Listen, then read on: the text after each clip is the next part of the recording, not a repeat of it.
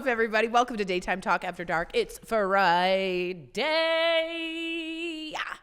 We are so happy to share the weekend, the beginning of it, with you, and we are grateful for your beautiful attention. I am Tori Schulman. Next to me, we have the one, the only Erica Cobb. Everybody Hey. say hey. And then right next to her, we have the beautiful, the one and only Samantha Shocker. Hey. Hey. We are going to get right into it with some pop culture news because there is some Real Housewives business we need to discuss. Erica Cobb, you're going to break it down. No one better to, by the Yes. way. Literally, Okay. it's Andy Cohen in Erica form. Go ahead, my friend. So this is the talk of the Bravo sphere and the internet. Okay. I'm getting my So wine. this comes from Real Housewives of Atlanta. Now, for those of you who might be NBA fans, you may recognize the name Charles Oakley. Charles Oakley played for Not the Charles Knicks. Barkley. Not No, Barkley. sorry, I don't follow Oakley. basketball that Yes. often. Okay. Charles Oakley played for the Knicks. He was the one that the GM of the Knicks or the owner, one of them, banned him, kicked him out of a game and banned him from Madison Square Garden. You mean he was a player? Why? When? Why? Yeah, well, this is after he retired, I see, but I see. apparently he gets very vocal and was talking about the team, and so he got into it with this guy and he banned him, and I guess no one really likes this guy. So anyway, long story short, Charles is married to Angela Oakley, who is a new member of the Real Housewives of Atlanta cast. Okay. Now, I've heard Of rumblings Angela? Yes. of all of this, and I can't wait to hear what Erica knows. Okay. So Angela Oakley and Charles have been married for quite some time. They're very much married, and occasionally we get to see Charles on the show. Now, the cast takes a trip to Nashville, and they're staying at this beautiful estate home when Angela overhears another cast member, Portia Williams, say, Portia. essentially, Angela better be careful or I am going to sleep with her husband. Portia. And she said it a lot more vulgar Was she drunk? than that. Now, Portia has said she had been drinking. So she, okay. But then I don't people care. say No, that, drinking. So essentially, she made a threat that if Angela didn't fall in line or know her role, that Portia was going to intervene. Now, the big thing that people are talking about is the fact that Portia is currently still married, but estranged from a man named Simon Gubadia. Have we still not met him? Because when I used to watch the Atlanta Housewives, nobody knew who he was. Simon? Yeah. Or is this, he's very much involved in this? No. Simon Gubadia was on Housewives, but not as Portia's husband. Oh. I think you're thinking of someone else.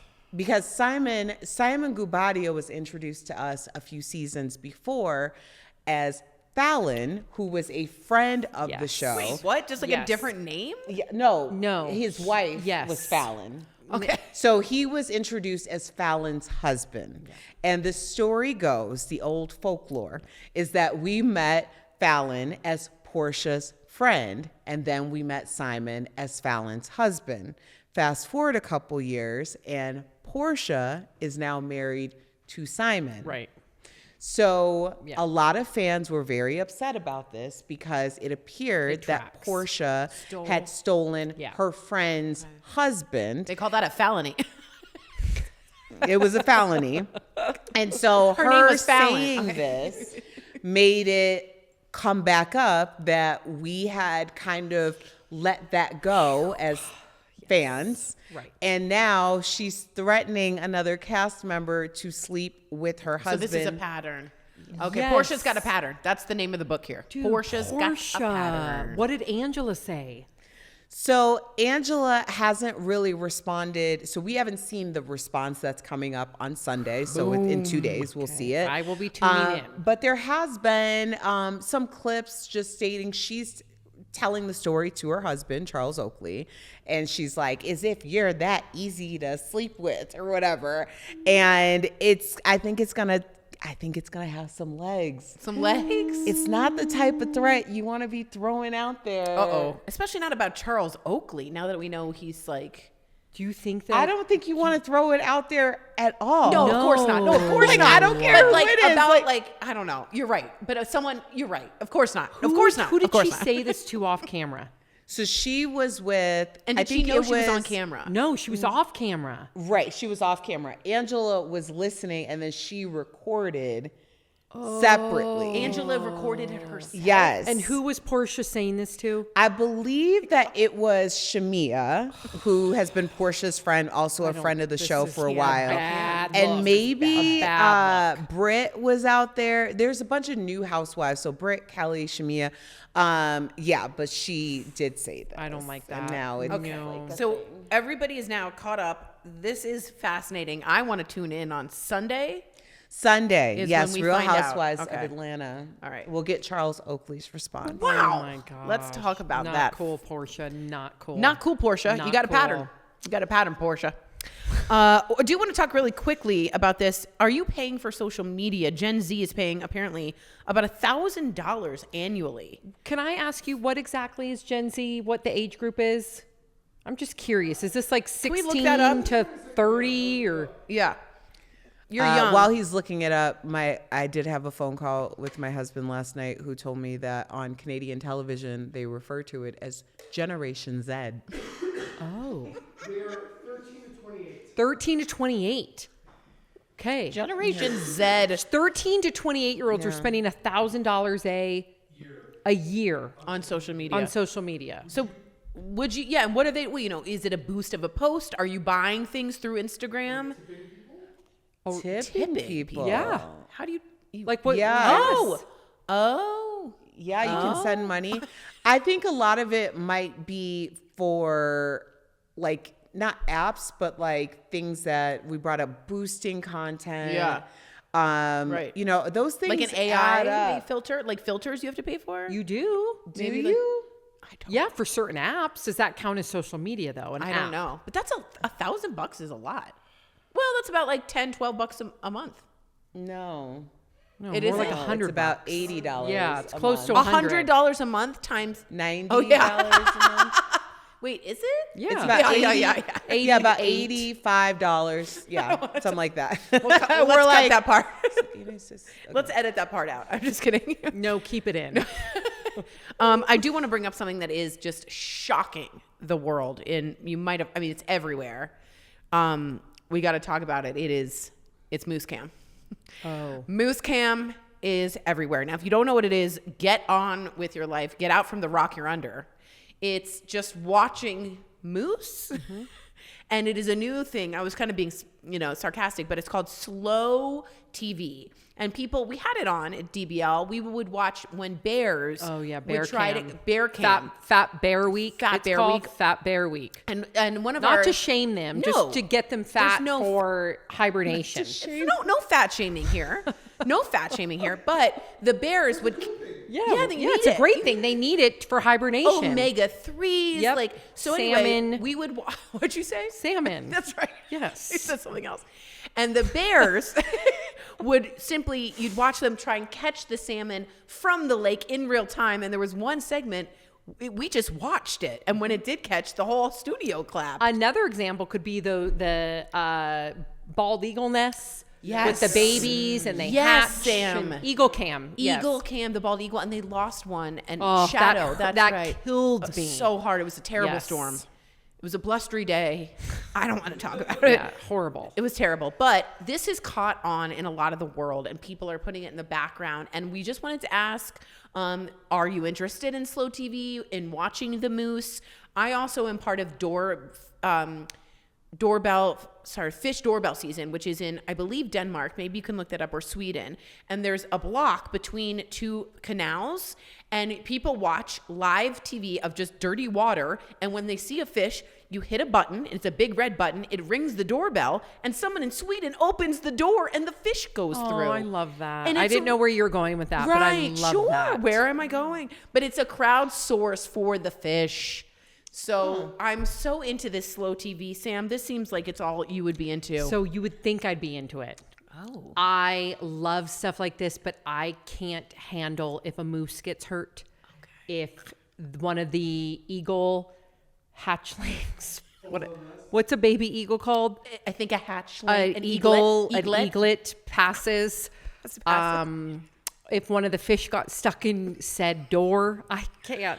So I love the idea of slow TV. I don't want to see, even though I understand that nature has its course, I can't watch that stuff. So it appears that people are watching it because it's almost like an anxiety Yes, reducer. it's something. correct, So is there something that you watch or some type of practice that's similar to Yes. that affects? Anything that's not the news for me. So like at the end of the day, I will, like right now I love The Studio, which is on Apple TV, which is with Seth Rogen. And it's just, it has no weight to Yeah. it. There you That go. helps me Low stake. unwind. I would love to watch Moose Camp, but I will have anxiety About the moose. waiting for something bad to happen. Yeah, Did it hurt? Did it hurt its moozles? Okay. That's why I watch so much Bravo. I figured. Because it's inconsequential programming. Yep. And when it becomes consequential, I'm like, oh, great. Yep. But it is generally inconsequential programming. But what I'll do when I'm traveling, particularly when I'm traveling alone, is I always tee up all of my favorite podcasts because it's the familiarity of people's voices. Sure. And I have it playing in my hotel room the entire time. It's sort of The safety of- entire time. Yeah. Yeah, the sound, the Anytime safety. I'm in the Yeah. room. I know what yeah, you mean. I go Wow, to I get- sleep to it. You yeah. go to wow. Yeah. Yep. It feels like, to me, it would feel safer. I'm Yeah. around somebody. Yeah, I totally Yep. get that. I sometimes have a podcast on when I'm reading. That's How a do you lot. do that? I can't listen to That's- podcasts when I'm writing emails, I like because me I neither. will start I- typing No, I what tune they're in. saying. Yep. Yeah. no. I have like two different. Okay. Like if I'm going out with you, I will listen to you, but I know exactly what's going on with this couple over here. Yeah, she does and do I know that. what's going on over here, and this guy's not happy. She's very nosy. Yeah. It's so true. It's so true. Okay, I do want to get into this. In Beijing, there is something called the robot races, and these are marathons. Now, half marathons. The humans versus humanoid robots, okay? They raced each other in a shock. I want to let you cough. Get it out. There you go. Get it out. To no one. You say they lost by a mile. Is that the humans? The robots. How? What?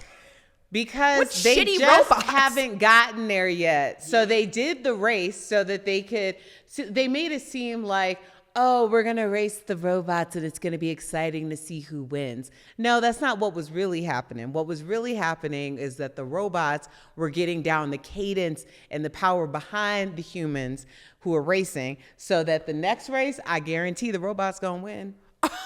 I'm telling you, they taking over.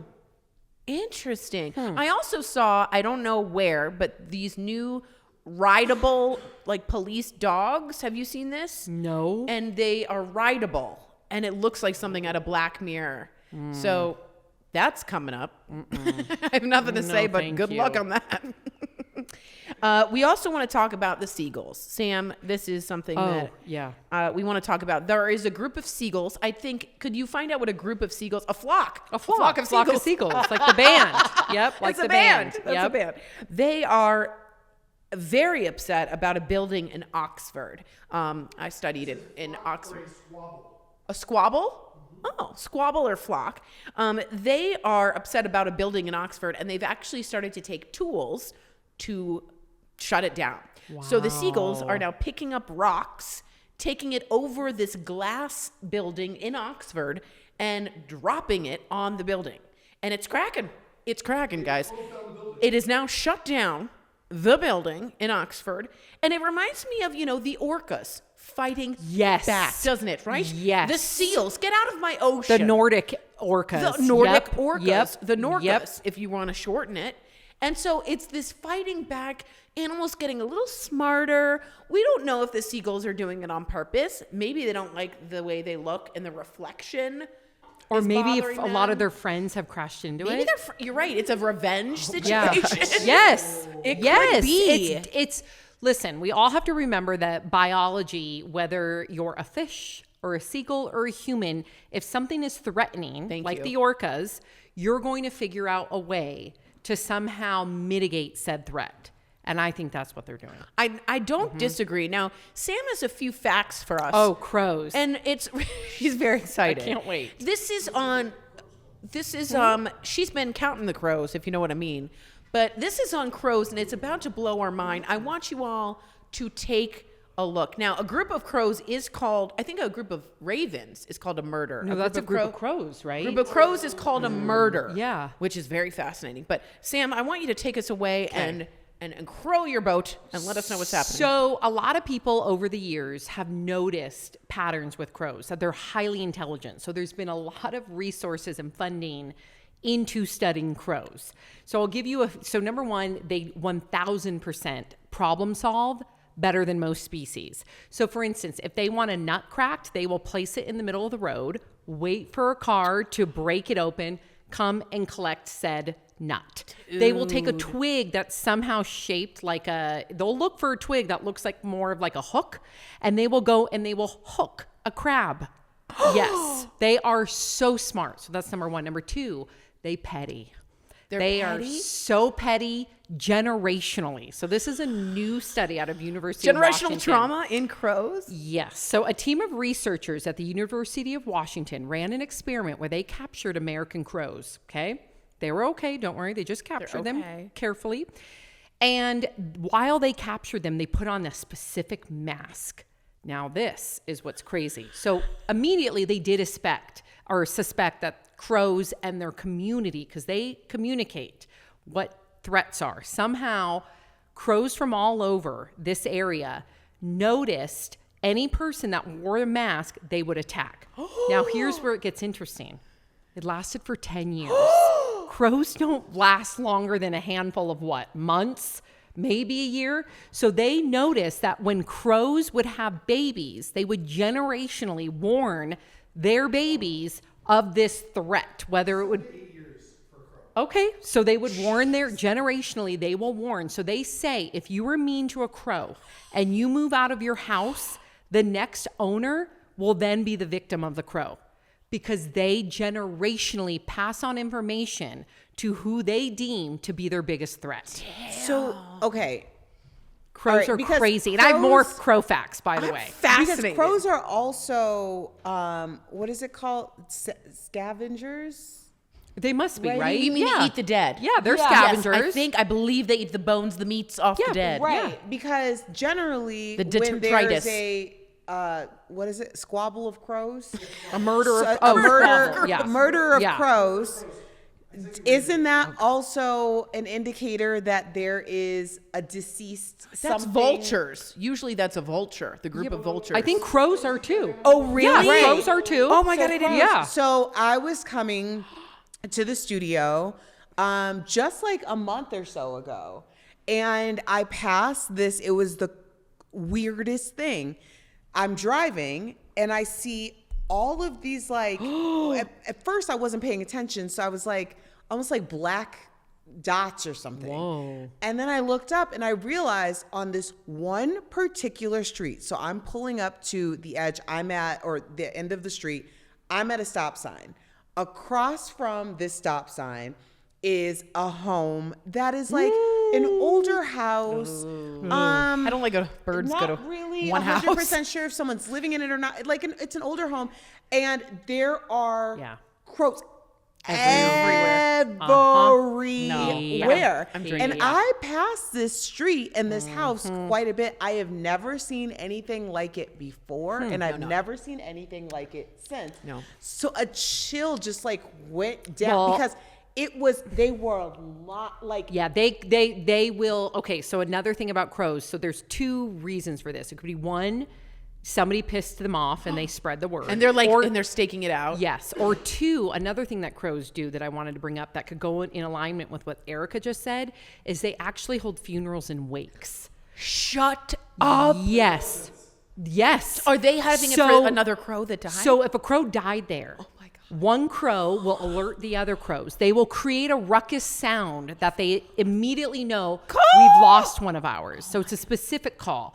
They will all come down. They will mourn their fellow crow, and then they will hold a wake. I don't know how long said wake lasts, an hour, a minute, days. I don't know. So you were either witnessing in my opinion, a wake, a funeral, a call to alert everybody that we lost one, or vengeance.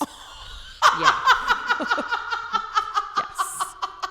Crows are crazy, but they're also loyal. You can become friends with a crow. You can if you're trade nice. things. They also memorize facial features. Sure. So they will remember you. Yeah. For a long time. If you were good to them, they'll bring you trinkets. Shiny things. Shiny objects. That's right, I've read that. If you are not nice to them, they will remember you too.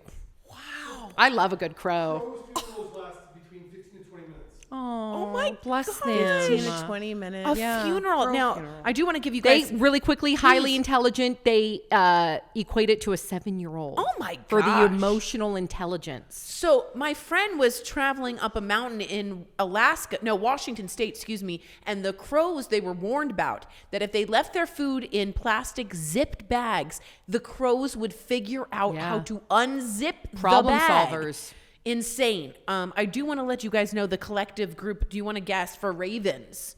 Oh, a rave. There is one of them is a rave. Panic. A panic. That's really good. It's called a conspiracy. Ooh.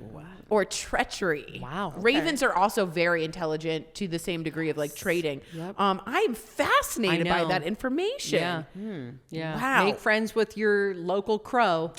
And they will. That's crazy. If you didn't know about elephants, when one dies, Oh they my will touch the gosh. bones and mourn. And recently there was an earthquake, and all the elephants ran and protected the That was called a babies. an alert circle, I want to call it. So yeah, in San Diego, in Southern California, when there was that recent earthquake, at the San Diego Zoo, the cameras captured the elephants create an alert circle around the baby Around the babies. to protect her. One of the juveniles was supposed to be in the middle, but this time got on the outside. Oh, because Oh, she'd no. advanced. She Oh, advanced, she's like aged up. wow. And the other elephant like touched it like Unbelievable. Oh wow! Wow. Yeah. Elephants are amazing. All animals are. We're All learning, an- you guys. they We are are. learning how highly intelligent so many different species are. Do you want to know? That's so true. And I will just say, one of my top 3 favorite people of the world, Jane Goodall. We all thought that chimpanzees were vegetarians and they didn't use tools. Well, guess what she saw? A chimp taking a stick, putting it in a termite hill, picking it back up, all the termites, and then eating it. Not only is she confirming they're not vegetarian, but they're using tools. They're using tools. Wow. Okay? Yeah. They're using tools. Beautiful. We're going to end a little early this time. Okay, we're hungry. We deserve no more it. topics. Just a couple minutes We early. murdered it. Yeah. No pun Just intended. a couple minutes. We are so thankful for you all to tune in and listen to some random fun facts. We hope this was slow news for you, give you a little relaxation on a Friday evening. Take this to your parties, to your house Yes. guests. Yeah, that gives you something to talk about. Something to talk about. Who Yep. doesn't want to know about Water crows cooler and all chat. This? That's right. So you are welcome. And again, Erica Cobb, Samantha Shocker. We got Michael Dean over here. Michael we got Dean in Jacob the corner. Rupp. We got Jacob. Jacob in the house. Holding it down for Dude IDK. Dude, Yes. IDK. We got Erica Cobb. We got Tori Shulman. We got Brown Estate Oh, Wine. We yes. wanna promote. My mom says one of the best shards One of the she's best had. shards from Heidi Shocker has Yep. said it. Heidi Shocker, If you shout wanna out. take a look right in here. And for that, we out. Good night. out. And good night. Hoot hoot. Hoot hoot.